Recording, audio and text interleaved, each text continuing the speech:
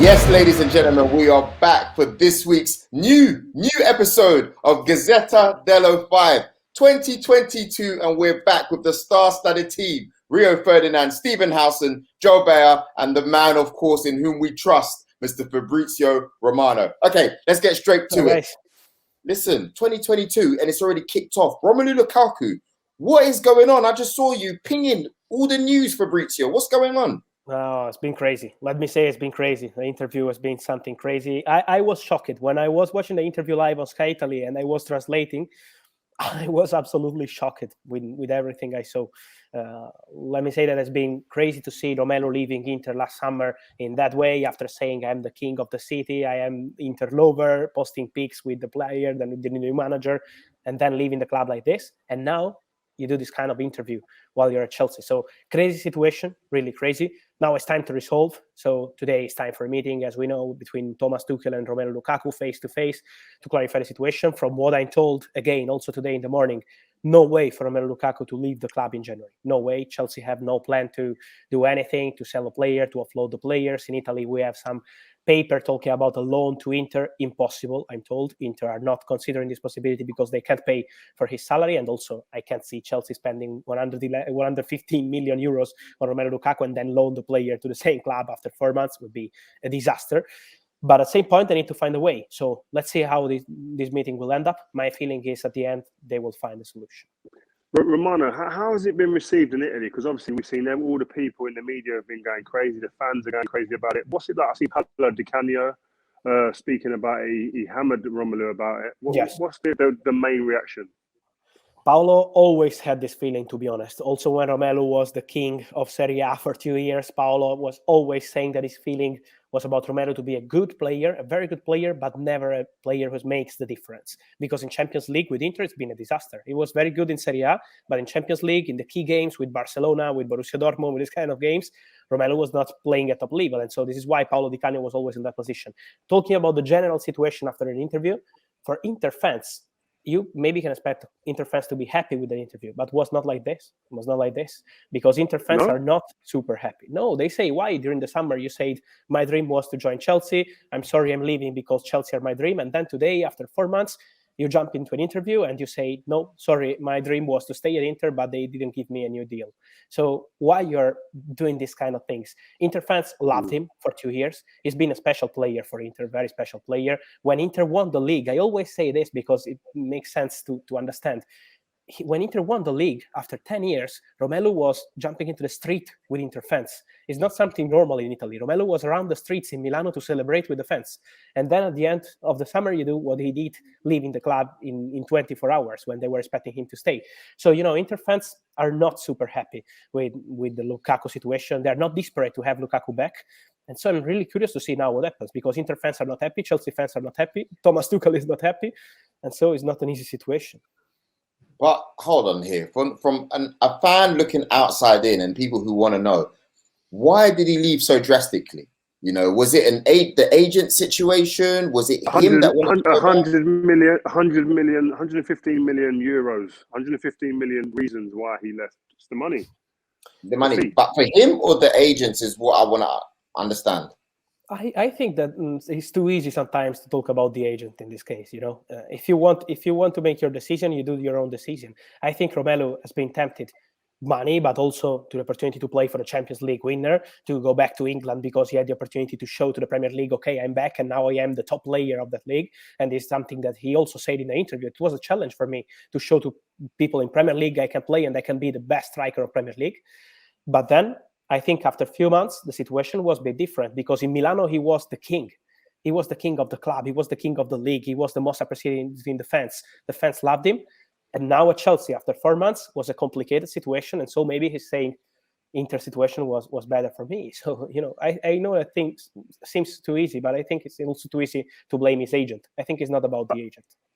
I think the only thing that I would criticize Romelu for in this whole situation is the fact that he said he wanted to go back to Inter in his prime, which would mean in the next year or two, it seems. He may have misconstrued his words or chosen his words wrong, but if I looked at it, that's the only way I think that there's a mistake maybe from his point of view. the other elements where he spoke about not being happy about the system, about not playing those 4 games.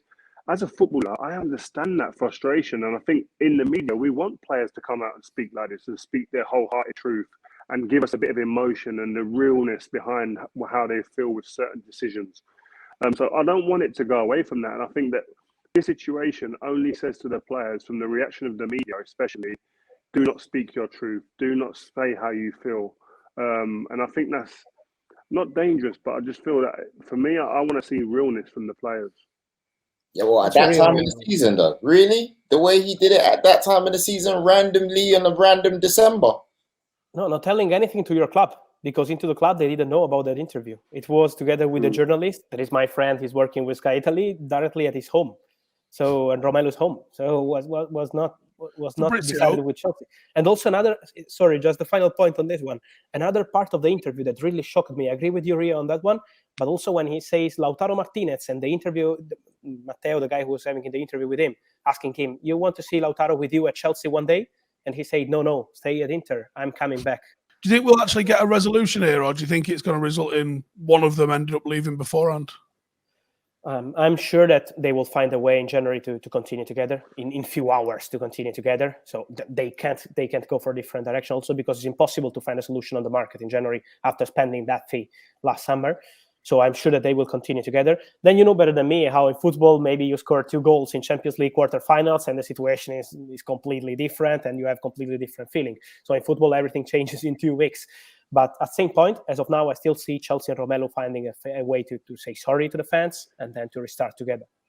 Fabrizio, from one striker's problems to another, Pierre-Emerick-Aubameyang, where do you see him going? How do you see this situation resolving? I can see Joel's face light up when I mention this guy's name. How do you see this situation finishing?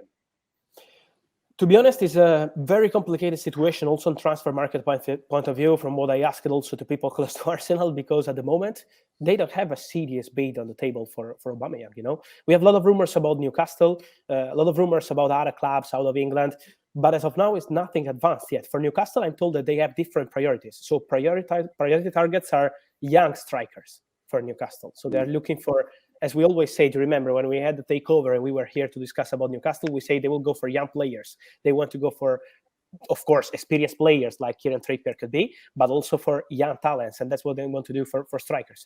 So that's why for Aubameyang, for Newcastle, is not a priority. So maybe later in the window, but as of now, it's not a priority. Other clubs are not moving on that one. I was asking to Juventus also, because you know that Juventus are looking for a striker, maybe if Alvaro Morata will leave the club. But at the same point, I'm told with that salary, it's impossible for Juventus to go for Pierre-Aubameyang. They want to go for something different. And they know that the problems he had out of the pitch with Arsenal is something that is creating problems with other clubs that are not fully convinced to go on him.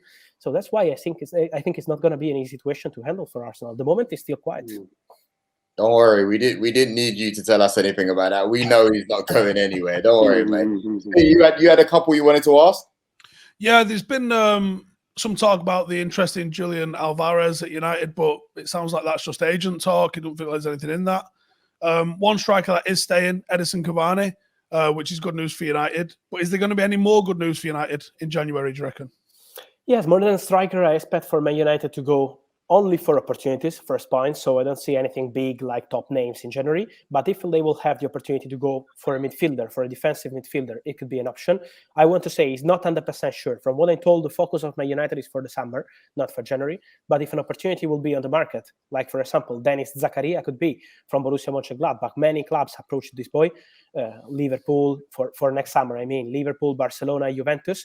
But let's see if Man United will consider to jump on it in January. At the moment, it's not advanced. It's one of the possibilities they have discussed, but it's not something 100% sure. But if they will do something, we'll be in that position. That's what I'm told. More than for strikers, because they have many.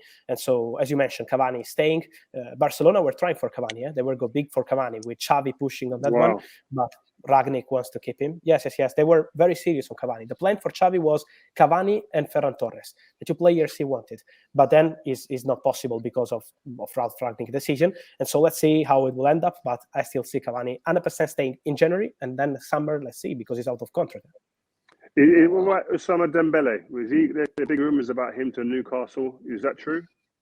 It's true that Newcastle approached Ousmane Dembele agent. It's true, and they made a very good bid, but very good bid on financial point of view. At same point, the player has not decided yet because he has many opportunities. Newcastle for sure, but also other Premier League clubs are keeping tab on that one. Let's see if Paris Saint-Germain will decide to jump on Dembele. He's still not decided on Barcelona situation. So from what I'm told, Barcelona made a proposal to Ousmane Dembele, but he's not answering. He's not convinced yet about this one. And so he's going to take some time, but it's true that Newcastle are on it. Newcastle want Dembele. Let's see. Barcelona have got to get rid of some players off their wage bill as well, don't they, before they can even register the likes of Torres? Yes, that's crazy. That's crazy. That's Barcelona situation. With this, they call it in Spanish masa salarial. With the salaries budget that they have, they still need to find a solution, and so they have to sell some player or to extend some contract with different wages, with lower wages. So they're trying and trying, but at the moment they are not able to do it. So let's say with Ousmane Dembele, if they will be able to do it with Sergi Roberto or to sell some player. I will keep an eye on Coutinho in January because Felipe Coutinho has serious chances to leave the club. And I think we have to keep an eye on Premier League clubs, not Arsenal, from what I'm told, but Everton have been offered the chance to sign him. Let's see if they will decide to try or not. At the moment, it's not advanced, but they are offering Coutinho around because they need to sell him. Fabrizio, have you got any other bits of movement you feel may happen in this window, especially in the Premier League? Yes, for the Premier League, we have to keep an eye on, in my opinion, on what Arsenal wants to do for the midfielder. Because if Maitland-Niles will go to Roma and they're pushing to have Maitland-Niles, it's not decided yet, but they're pushing on that one. They will look for opportunities. They have Thomas in the Africa Cup and also El Neni, so they need to see if they are able to do something. I saw some rumor about Bruno Guimaraes from Lyon. But from what I'm told, they want 45 million for Bruno Guimaraes. Wow. So it's not going to be an easy one in January for Arsenal. Let's say for Newcastle, for the centre-back, I'm told that Newcastle want to sign new right-back, and Trippier is getting closer. Two new centre-backs, not just one, but two new centre-backs. And so Sven Botman from Lille is the priority, but Lille want 30 million. So it's not an easy negotiation at the moment. And maybe also a left-back. So Newcastle will go big on the market in the defense, and not only, as we know. And also, I will keep an eye on Tottenham because they're doing very well with Antonio Conte. I had no doubt, as you know, I'm a big Conte fan. And they're going for a centre-back. So I still don't know the name, but I'm told that they're going for a centre-back. And then they need to decide what they want to do with wingers too, because they have many players in the team. They need to find solution. Doherty could be one of the players to leave the club. Let's see what happens also with other players like Ndombele and other players that have chances to leave. And so Adama Traore is a name that they have in the list. Fabio Paratici, the director of football, loves Adama Traore, wanted him at Juventus too. So it could be a possibility for Tottenham. Not an easy negotiation in January with Wolves, but I will keep an eye on that name. There's some bangers there, I don't think people actually listen to what he was saying there. Spurs are going to go big for a centre-half, and someone like Adama Traore can move, mate. That's news, that is. Antonio wants new signings, he's saying in the interview, we need something, we need to improve, we need new players. They told me you will have new players, so.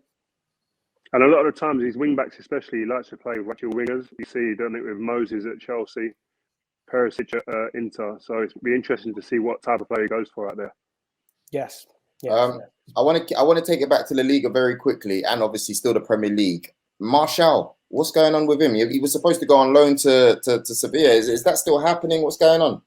It's never been close. They were asking about him because they are always interested in Sevilla and opportunities on the market, and so the director Monchi is very good with this kind of opportunities. But from what I told, Man United won the payment of the salary. When Ralf Rangnick says in press conference, we need to have an interesting opportunities for Man United side also, not only for player side. He means you have to pay the full salary of Anthony Martial and pay a loan fee. That's why for Sevilla it's not easy at the moment to afford that money for Anthony Martial. Let's see, because maybe I still remember one of my sources always tell me in January, the first week you're asking for 20 million, and then in the final week, maybe it could be a loan with buy option. So you know how it changes in the market. And let's see what happens, but I'm sure that Sevilla are interested. Juventus were interested, but they can't pay for that salary, so they are looking for different opportunities now. Let's see. Paul Pogba, I love asking for Steve's sake. Is there any movement over there? And also, of course, the obvious ones. Haaland, I'm hearing Barcelona president saying that anything can happen in the summer. Any quick updates on that? Yes, talking about Paul Pogba, I always say it here with us guys, together with you also, the situation is going to be resolved in April, May, not in December, not in January, not in February. Mino is going to take time for Pogba, and this is my feeling again. So nothing will be decided in the coming days, nothing will be decided in the coming weeks, and nothing is happening in January because, someone in Italy is saying maybe a swap deal with Juventus. No way. Pogba is staying in January, and he will decide what he wants to do over his new contract. I see you, Steve. But he can talk to anyone from now on, right? Yes. From now he can. Absolutely sick of the circus. He can talk. Okay, cool. Well, that's very interesting. Steve is not happy with that one, but that's the situation. Okay. Don't be firm with them. You can't just let players walk all over you like this. You're like, listen, there's your contract. Do you want to stay? No, sound. Go and sit in the corner. We'll deal with you later. We'll talk about Haaland a second ago. So Haaland, Barcelona trying to put themselves in there for his signature. Yes, it's because of the relationship between Juan Laporta, Barcelona president, and Mino Raiola. It's a fantastic relationship. They did the deal for Zlatan Ibrahimovic a few years ago when Barcelona Laporta first year as Barca president, and same for Maxwell, you remember. So they have a great relationship. But at the same point, nothing has been decided for Haaland. I want to clarify on that one because we have rumors sometimes of a pre-agreement with Real Madrid. Then we have rumors of a deal agreed with Barcelona. Nothing has been decided. Haaland will take some time. He will decide in the coming months, not in January. Not in January, also because Borussia Dortmund are still hoping to keep the player for one more season, to extend his contract, to keep the clause, but for summer 2023, to give him a big salary and force him to stay one more season at the club. So I think it's going to be very complicated because I see Mino is working for Haaland, also with Barcelona in the race. So Barcelona will be in the race, Real Madrid will be in the race, English club will be in the race. Let's see what happens with Mbappe. I still see Real Madrid working on that one behind the scenes. They're pushing to have Kylian Mbappe as free agent. And so maybe Paris Saint-Germain will decide to jump into a new top striker. So for Haaland, it's going to take some time. For Mbappe, I still see Real Madrid as big favorite. Well, that's good. I mean, for me, I'll be contacting you again next week, Fabrizio, for the Pogba news. Just to see if anything's moved. Yes. And Aubameyang. Yeah, no, he ain't going anywhere, mate. Trust me. We will have some surprises, I think, this month. Yeah, we'll have some surprises because it's still quiet on some situations, but then you know better than me how in the transfer market sometimes in 1 or 2 days the situation changes. So. I think it'd be Newcastle that sparks the chain reaction. They'll probably move big on at least 1 or 2, I can see. And then that'll start all the other little moves following off on those. I agree with you. Well, I think that's it for this week. Yeah. Rio, thank you very much for joining us. Steve, Fabrizio, we'll catch you again next week. 2022 Gazzetta Dello Five. We are back, and this is the January transfer window. It's going to be popping. Stay tuned. Peace.